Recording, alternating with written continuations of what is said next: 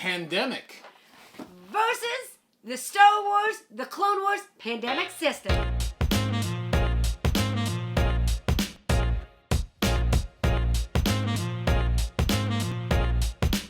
Now, I'm going to go first.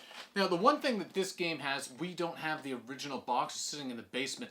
I find with regular Pandemic, once you've played it a number of times, you almost have to level up into expansions. For this one, it's almost like the expansions come in the box. Ooh, so does that say that you like my Star Wars? No, I'm just better? I'm just showing you 1 point to begin with. Oh, so I love this game because every time you pull it out, you can choose a different villain. The minis are really cool. You get cubes. I get minis. That game costs a lot more, though. In Canada, it's about $75 for this game. I guess once you buy Pandemic plus this expansion, the On the Brink, which is awesome, by the way, you're probably pretty close in price point. The one thing I do like about original Pandemic a little bit more, I guess there's two main things. In this game, the cubes explode. You know, that's never good. You don't want to see it in the game, but it's like a fun thematic thing. In the Star Wars game, when your droids overrun you, you just basically put down like a bigger battle station. And you only do it, you don't get these chain reactions like you can in this game.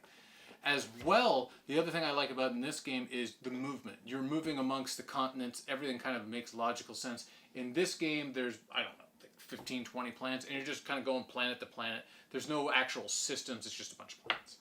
Exactly. You're traveling between planets. How cool is that? You have the theming straight out of the cartoon. We sat there playing this game with the cartoon on the TV, and all the characters, your villains, are all straight from there. The cards and what they're doing, and they're attacking you. The game changes based on the way you pull up the cards. The Star Wars one with Captain Kirk? I'm just kidding. I just wanted to see if I could get it. Those are some fighting words. So overall, as Matthias said, we love the fact that there are the explosions in that original Pandemic, and there are some neat nuances with traveling around the globe. Star Wars, you're going to get an epic theme, and the villains are going to change up your game every time, so you don't need to add an expansion to it, at least not yet.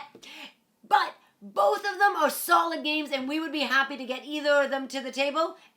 Right now, though, Star Wars Clones takes the cake.